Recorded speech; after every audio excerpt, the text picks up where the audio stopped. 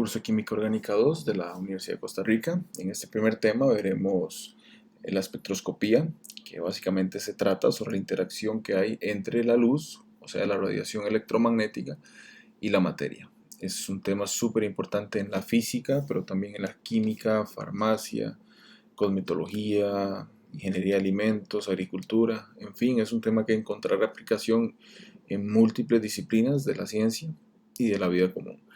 Como podrán ver, analizaremos temas básicos de la radiación electromagnética, entonces debemos hablar de un par de características y una de las más importantes es justamente la distancia que hay entre los dos máximos o bien dos mínimos de ese comportamiento ondulatorio que tiene la radiación electromagnética, a la cual le llamaremos la longitud de onda.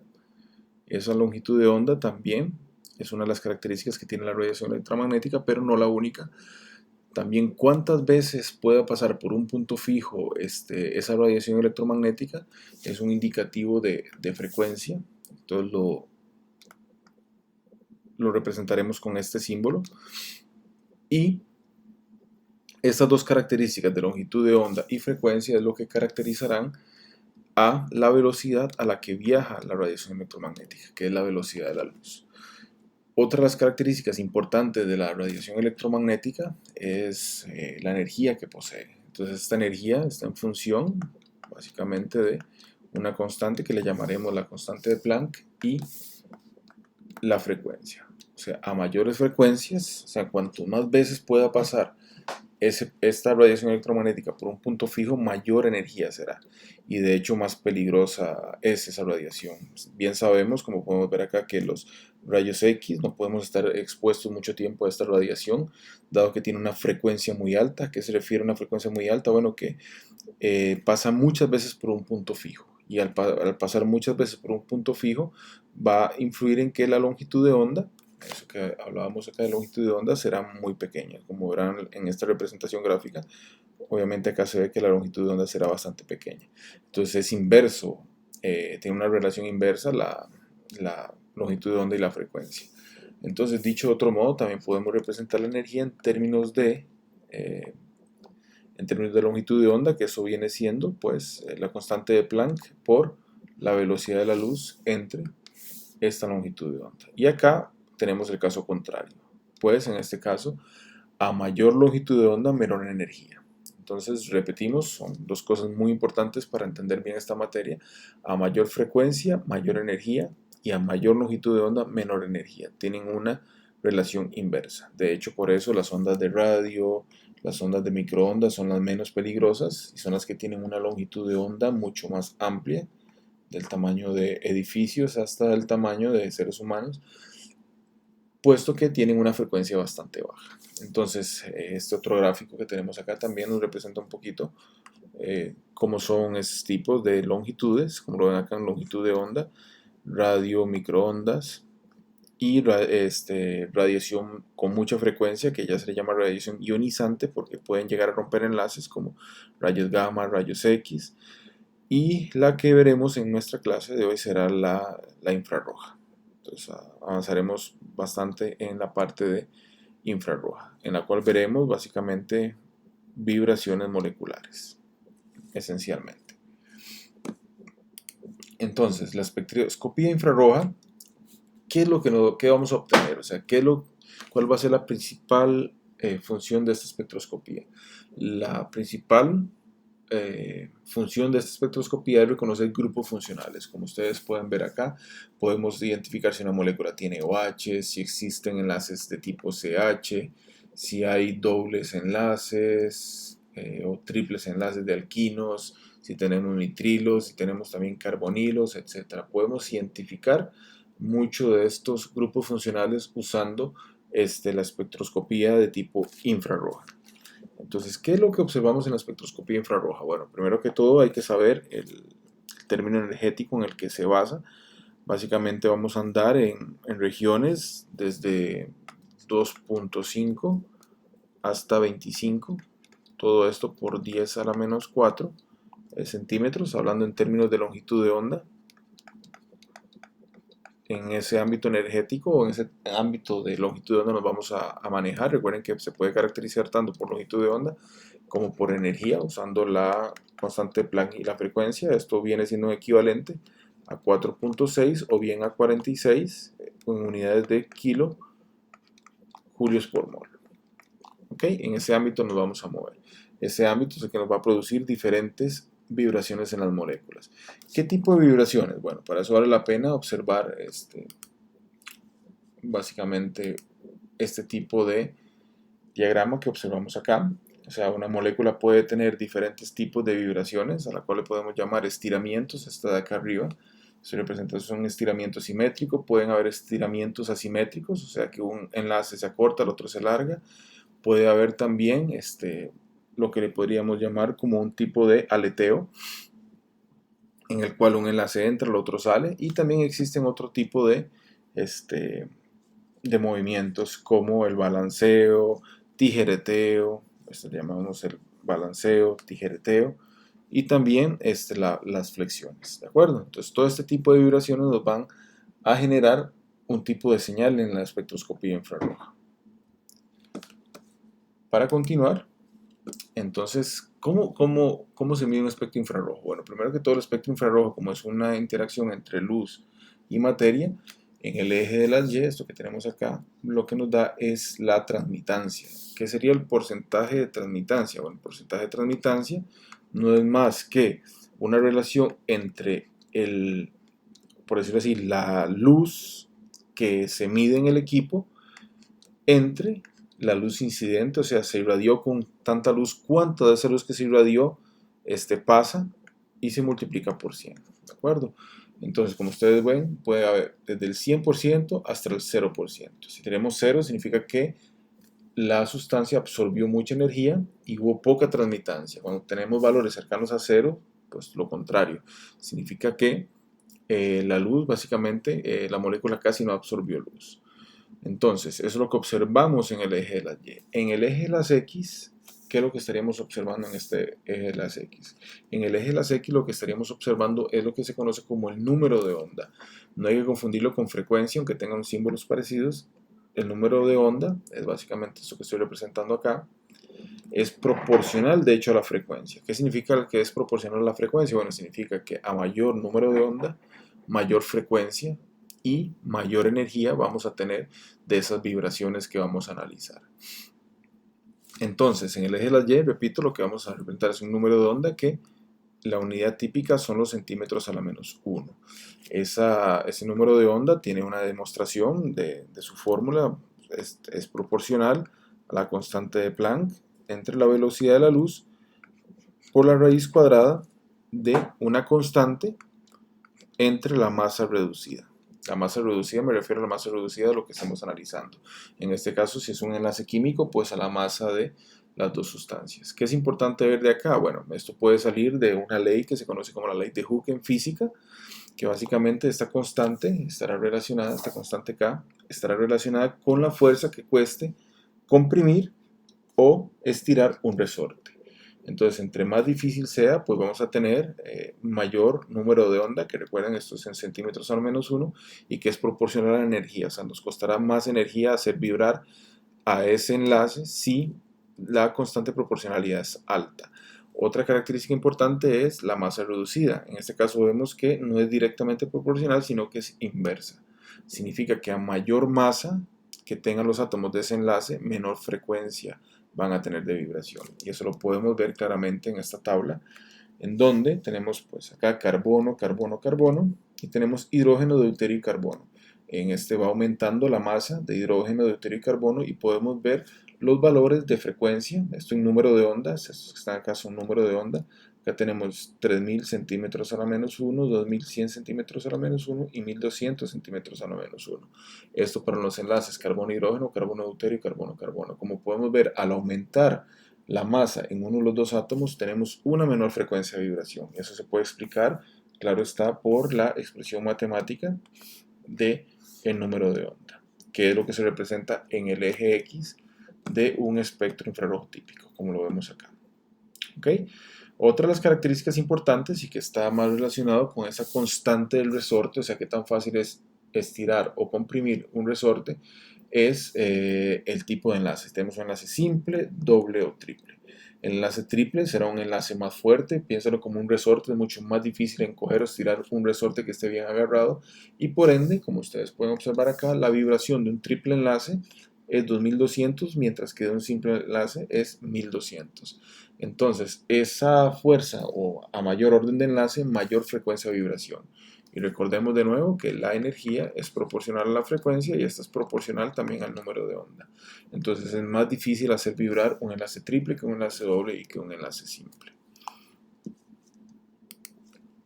Entonces, este tipo de espectroscopía, como les hablaba de la espectroscopía infrarroja, nos va a servir muy bien para identificar grupos funcionales. Por ejemplo, acabamos de ver que en un enlace carbono-carbono sencillo es 1200 centímetros, un enlace doble está alrededor de los 1660, mientras que un enlace triple usualmente está en cantidades menores a 2200, en unidades de centímetros a la -1, que recordemos es número de onda. ¿De acuerdo? Así se le llama, número de onda.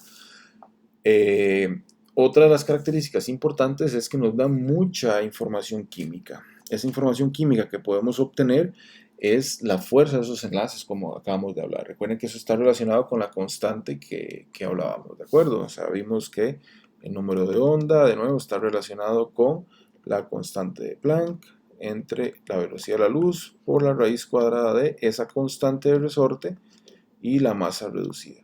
Entonces esto nos puede decir mucha información de qué tan fuerte o qué tipo de enlace químico podemos tener. Por ejemplo, los dobles enlaces usualmente están entre 1600 a 1680 centímetros a la -1. Cuando es conjugado, ¿a qué se refiere la palabra conjugado? O sea que tenemos un enlace doble, seguido de un enlace sencillo, seguido de un enlace doble. O sea, significa una alternación entre enlaces dobles y simples. Recordemos que eso, por supuesto, puede llevar a estructuras de resonancia, como vimos en el primer curso. Pasamos electrones para acá, pasamos electrones para acá, y eso nos puede llevar a una delocalización electrónica, que nos deja una carga positiva en este carbono, dos electrones acá con carga negativa. Entonces puede fortalecer a este enlace que acá se veía como un enlace simple, ahora en esta estructura, en la B, parece ser un enlace doble, y los dos enlaces que antes eran enlaces dobles, esos que podemos observar acá en rojo, ahora se convierten en enlaces sencillos, entonces en realidad se pueden debilitar.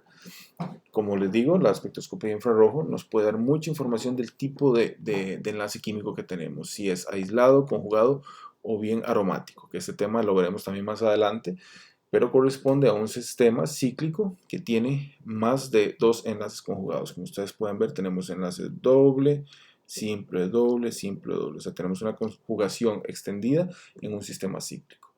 Y eso, al tener estructuras de resonancia, no podemos establecer que es un enlace doble formal, sino que lo tenemos con un orden de enlace de 1 más un medio. O sea, acá no podemos decir que es un enlace simple y que esto es un enlace doble.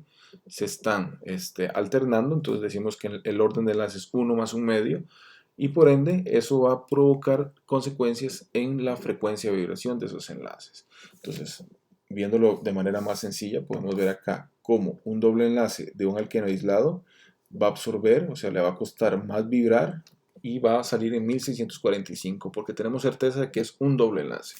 O sea, esta constante de resorte es fija para este tipo de enlace. Cuando tenemos un enlace conjugado, o sea, doble, simple, doble, como vimos que tenía estructuras de resonancia, no podemos garantizar que esto sea un doble enlace. Eso puede disminuir la fuerza de esta constante de resorte y por ende vemos una disminución en esa frecuencia de vibración, de pasar de 1645 a 1620. Si ya tenemos un sistema conjugado, en este caso un sistema ya extendido de enlaces dobles, simples, dobles y simples, que le llamamos de tipo aromático, como en el benceno, en este caso nos baja hasta valores de 1600. Se debilita esa frecuencia típica de un doble enlace por el efecto de la conjugación. ¿Ok? Una de las características importantes del espectro infrarrojo es que las moléculas, para que presenten una señal activa en el infrarrojo, o sea que decimos que tiene un espectro infrarrojo activo, es que tenga un momento dipolar permanente. En este caso, en los alquinos terminales, por ejemplo, tenemos cierta polaridad, pero los alquinos internos, o bien también alquenos internos que sean simétricos, o sea, sustituidos de manera simétrica, me refiero A y A, o con grupos que pueden ser A', o sea, no totalmente iguales, sino muy similares. ¿A qué me refiero? Que A puede ser un etilo, y A' sea un propil. Esos son muy similares y provocarán difícilmente un cambio en el momento dipolar de este doble enlace. Entonces no observaremos una señal de infrarrojo activa, así como tampoco en un alquino interno. Repito, para poder tener una señal en el infrarrojo necesitamos que exista un cambio en el momento dipolar. Como ustedes podrán esperar, la molécula de oxígeno difícilmente podrá presentar un espectro infrarrojo, debido a que es una molécula diatómica en la cual el momento dipolar no cambiará cuando interacciona con la radiación electromagnética de tipo infrarroja. ¿Qué detalles podemos comenzar a observar? Bueno, acá tenemos de nuevo los espectros infrarrojo típicos. Como les decía, acá tenemos en el eje Y el porcentaje de transmitancia, que repito, era una relación entre la luz que pasa después de absorber una sustancia y el rayo de luz incidente multiplicada por 100. Entre menor sea este número, significa que hay mayor absorbancia, o sea que mayor energía absorbió ese enlace. Y de nuevo, en el eje de las X, lo que vamos a tener es el número de onda. ¿Ok? Sabíamos otra vez que acá, estas unidades de acá, que son mayores, tenemos las frecuencias de vibración más energéticas, que por lo general son de estiramiento, y en esta región, que usualmente anda entre los, entre los 500 y 1500, básicamente acá, le llamamos la región de huella dactilar, que acá es difícil poder distinguir un compuesto, obtener información. No obstante, para gente muy experimentada, pueden identificar un compuesto por matching, o sea, por traslapar un espectro con otro, porque es una región que es única. Entonces a esta región le vamos a llamar usualmente la región de huella dactilar, que anda, como les decía, entre los 500, 1500, en algunos libros pues puede salir entre los 1400 y 600. Acá vamos a observar no solamente tipos de vibraciones de estiramiento, sino acá vamos a tener otros tipos de rotación o de flexión, que son más difíciles de interpretar. Pero bueno, la espectroscopía infrarroja nos sirve montones para identificar los tipos de frecuencias de los, por ejemplo, de carbono e hidrógeno. Si son de tipo SP, SP2 o bien SP3. Podemos ver que al menos los carbonos de tipo, cuando tenemos un carbono SP3 enlazado a un hidrógeno, las vibraciones, o sea, estos estiramientos van a salir a unidades menores a 3000. Siempre los vamos a encontrar a unidades menores a 3000. Si ustedes observan acá, hasta 3000, hasta 3000. La frecuencia de vibración de los CHs en el hexano o en el octano son muy similares, pero siempre están abajo de 3000, porque es la típica característica de carbono-hidrógeno cuando un carbono es sp3. Cuando tenemos un doble enlace, como en los alquenos, ya las frecuencias nos van a salir arriba de los 3000, en este caso entre 3000 y 3100. En el caso del 1-hexeno o en el caso del 2-octeno, en estereoquímica sí vamos a obtener, acá está 3000, más arriba vamos a tener pues esa señal característica de carbono-hidrógeno, pero con carbono sp2, por ejemplo, en este caso. También obviamente el hexeno también tendrá CH de tipo carbono sp3 hidrógenos, como los metilos que están acá, los metilenos que están por acá, los H2, y todo esto lo vamos a observar en esta región, abajo de 3000. Igual para el octeno, este CH3 y los metilenos que están acá, pues nos saldrán en esta región de acá, abajo de 3000, y son características del CH. Cuando estamos trabajando con un triple enlace, el triple enlace tiene hibridación SP. Acá tenemos que recordar el carácter S, cómo va aumentando. Recordemos que en una SP3 el carácter S anda aproximadamente en un 25%, en un SP2 anda en un 33.3%, mientras que en un SP anda en un 50%. Eso fortalece al enlace entre el carbono y hidrógeno y costará más hacerlo vibrar. Entonces sale a unidades de número de onda. Recuerden que es proporcional a la frecuencia y proporcional a la energía. Saldrá a números de onda mayores porque cuesta más, hay que aplicar más energía para que esto vibre. Y usualmente sale a 3300. Como se puede observar en el espectro del octino, SSH y que tiene una transmitancia bastante baja, porque absorbe bastante, sale en 3313 y es el típico enlace CH cuando tenemos un carbono de tipo sp. Entonces, la espectroscopía infrarroja, de nuevo, acá nos garantiza cómo se puede observar los diferentes grupos funcionales y el tipo, en este caso, de carbono e hidrógeno que estábamos observando, que podemos ver.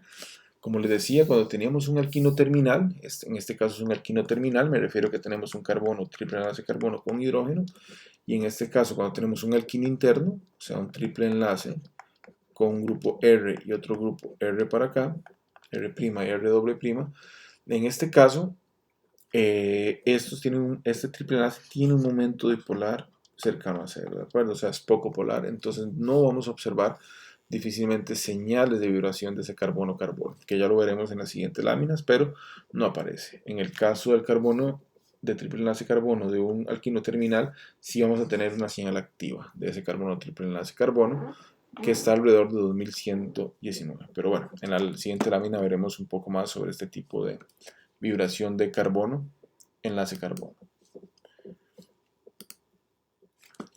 Disculpen, repetí acá, entonces vamos a ver ahora el tipo de grupos funcionales también como alcoholes y aminas. Acá tenemos unas vibraciones muy típicas y que son características de estos grupos funcionales y nos ayudan a distinguirlos. Bueno, recordemos, importantísimo saber los grupos funcionales, cómo es un alcohol, que es un ROH, cómo es una amina primaria, cómo es una amina secundaria y una amina terciaria. ¿Por qué las aminas terciarias son importantes? Bueno, porque acá no vamos a esperar este tipo de vibración de NH, ¿de acuerdo? Acá podemos tenerlas en las primarias y secundarias, pero en las terciarias el NH obviamente no va a aparecer, pero son muy características. Por ejemplo, los tipos de frecuencias de los alcoholes del OH son bastante anchas, como podemos ver acá, tienen una amplitud bastante grande y tienen una transmitancia bastante baja o una absorbancia bastante grande, dicho de otra manera, y es muy característica de alcoholes. Usualmente están alrededor de los 3300, entradas más o menos en 3300. ¿Por qué es que son tan anchas? Porque los alcoholes, recuerden que tienen un OH, ellos pueden interaccionar con otros alcoholes por enlaces de hidrógeno, y esto lo que hace es que haya muchos reordenamientos y diferentes vibraciones, que al final de cuentas, como son muchas vibraciones, entonces ¿qué es lo que va a suceder? Que van a salir todas traslapadas en una señal. Entre más vibraciones y diferentes vibraciones tengan, menos resolución, y por ende el pico se ensancha. Y eso es la típica vibración de estiramiento que vamos a ver en el OH. De nuevo, como este es un alcohol, es el butanol, tenemos carbono, hidrógeno de tipo sp3, y recuerden que eso los observamos, acá está 3000, siempre los observamos abajo de 3000 y eso es lo que estamos observando acá. ¿Okay? También hay vibraciones de tipo CO, que veremos que no son muy confiables, a veces para los ésteres, es la única prueba de ver que hay un éster, pero se traslapan con otras señales de otros grupos funcionales, pero no es una señal confirmatoria, solamente podemos decir, bueno, si ya sabemos la estructura, se puede afirmar que en esta región entre 1000 y 1200 hay un enlace, un estiramiento de carbono-oxígeno, pero no podemos garantizarlo si no tenemos la estructura antes.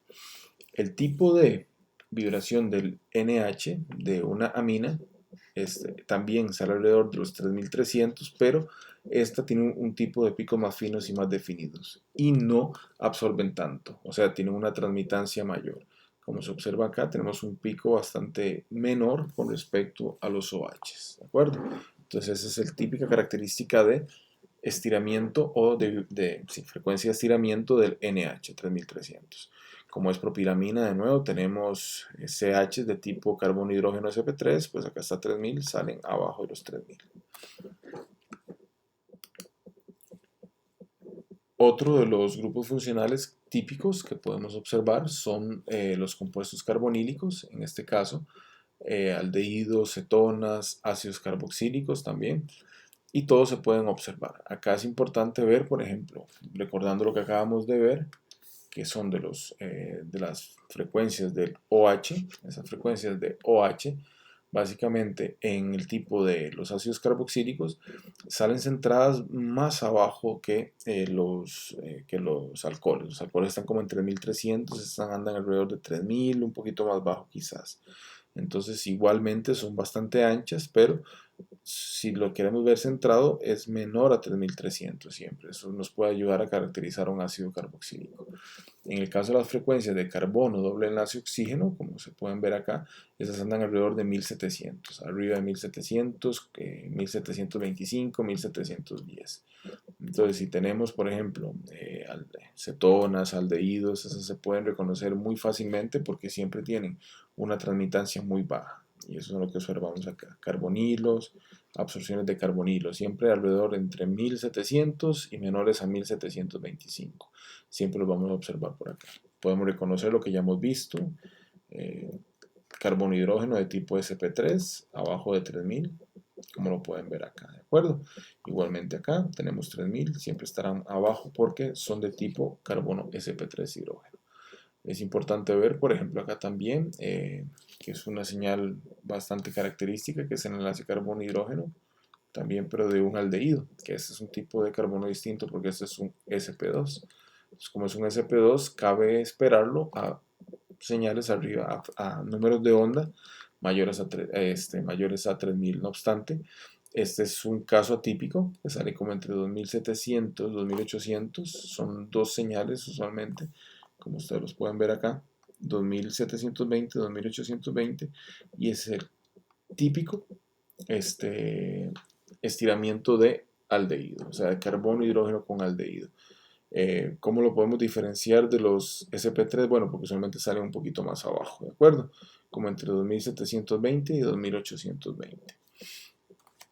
Acá, pues otra vez, nada más señalar, en el ácido hexanoico, de nuevo, tenemos esta vibración típica de carbonilo, el carbono doble enlace oxígeno. Bueno, como hablábamos antes, en los enlaces carbono-carbono y cómo la deslocalización o cómo este, la resonancia nos hacía debilitar esas frecuencias, pues eso también ocurre en los compuestos carbonílicos, ¿de acuerdo?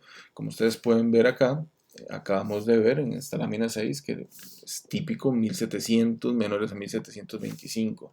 Cuando tenemos estos fenómenos de resonancia, o sea, que le llamamos compuestos alfa, beta insaturados a un carbonilo, tenemos un grupo carbonilo, vecino alfa, el que sigue es beta, ese tipo de compuestos alfa, beta insaturados en los cuales el doble enlace antes estaba entre los carbonos 2 y 3, pero ahora está entre el 1 y el 2, debilita ese enlace 2 y 3, ¿de acuerdo? Y fortalece el 1, 2. Mientras que acá, como lo ven, ya este enlace entre 2 y 3 pasa de ser un enlace doble a un enlace simple. Como les decía antes, tenemos un orden de enlace de 1 más 1 medio.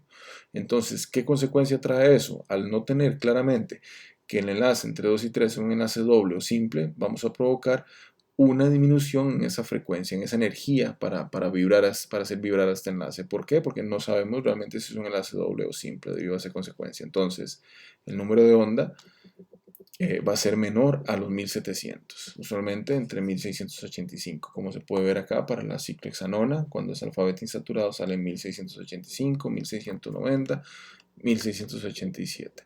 Que es interesante ver también, recordar que esta usualmente es bastante, tiene muy poca transmitancia, o sea, tiene bastante absorbancia. Es una señal muy típica y siempre menor a 1700. O sea, vamos a tener a menor a 1700 centímetros al menos uno, que sería el número de onda. Eso es lo que nos va a ayudar a diferenciar entre un carbonilo, si es un carbonilo alfa beta insaturado, repito, acá tenemos un carbonilo alfa beta insaturado o un carbonilo aislado, por decirlo así. En este caso, qué sé yo, si tuviéramos un tipo de cetona como esta de acá, acá no es alfa beta insaturado, tenemos un carbono sp3 en medio. Esta va a presentar las características típicas de estar mayor a 1700 centímetros de la menos 1. Entonces, es una característica típica importante de entender. Otro de los efectos que se pueden ver, a pesar de no ser un alfabeto insaturado directamente, pero sí que existe un fenómeno fuerte de resonancia, son en las amidas. Y eso lo vamos a repasar mucho en la parte cuando veamos aminoácidos y proteínas. Las aminas, al tener un par de electrones, el nitrógeno, pueden pasar a formar un doble enlace entre el carbono y nitrógeno y debilitar al enlace carbonílico nuevamente. Pasar de un enlace doble a un enlace simple. Eso va a provocar todavía una disminución aún menor a 1680, van a producir señales entre 1640 y 1680, lo cual es típico de una amida. Eso nos puede llevar a confundir un poco a esta señal con la típica de carbono doble enlace carbono que vimos antes, ¿de acuerdo? Que anda como en 1650, 1640. Entonces, ¿cómo podemos distinguir una y otra? Bueno, tenemos muchas formas de verlo. Es típico que una amida, por ejemplo, tiene una transmitancia muy baja. Esta absorción que observamos acá es característica de una amida y no de un doble enlace. ¿Por qué? De un doble enlace carbono-carbono. ¿Por qué? Porque tiene una absorbancia muy grande o por ende una transmitancia muy baja, casi de cero, como ustedes ven en el eje de las Y. Eso nos va a ayudar a distinguir entre carbono, doble enlace nitrógeno de amida y carbono, doble enlace carbono, como por decirlo así, de un alqueno. ¿De acuerdo? En este caso vamos a tener la 1658, pero con una absorbancia mucho más débil o una transmitancia mucho más alta. Entonces, es una de las maneras de cómo lo vamos a poder distinguir. Otras maneras que se pueden distinguir, obviamente, es que las amidas tienen los típicos NHs, y estos NH siempre vamos a aparecer, recuerden, son dos picos, como lo hemos visto antes, que van a aparecer en esta región arriba de los 3000, ¿de acuerdo? Entonces eso nos va a ayudar a distinguir a las aminas de un doble enlace si es que hubiera la confusión. Otra cosa importante también de los alquenos, recordemos que en este caso hay carbono sp2 hidrógeno y eso lo tenemos arriba de 3000 y siempre aparece con un punto bien definido, un pico bien definido. No así los NHs, que vimos que tanto los OHs como NH son son bandas más anchas, son las bandas más gorditas, son típicas de aminas o bien de alcoholes. Bueno, alcoholes sería todavía más ancha aún. También existen compuestos carbonílicos que no están en la media, o sea, me refiero a los aldehídos, cetonas, ácidos carboxílicos, están entre ese carbonilo de aldehídos, ácidos carboxílicos y cetonas, están entre 1700 y 1725 usualmente. Si están alfabeto insaturados, sabemos que si tenemos ese sistema de doble enlace con carbonilo, van a estar menores a 1700, disculpen, acá es menor a 1700 centímetros a la menos 1, y si tenemos aminas, aún con más razón salen estos carbonilos mucho más bajos, ¿de acuerdo? Entonces tendríamos entre 1680, como vemos ahí, un poquito más bajo, 1650 por ahí, del carbonilo, la vibración de este carbonilo. No obstante, tenemos grupos que absorben a valores mayores a 1725 y eso es algo característico de ésteres, y más aún si existe en un sistema rígido como un ciclo de 4, como la ciclobutanona.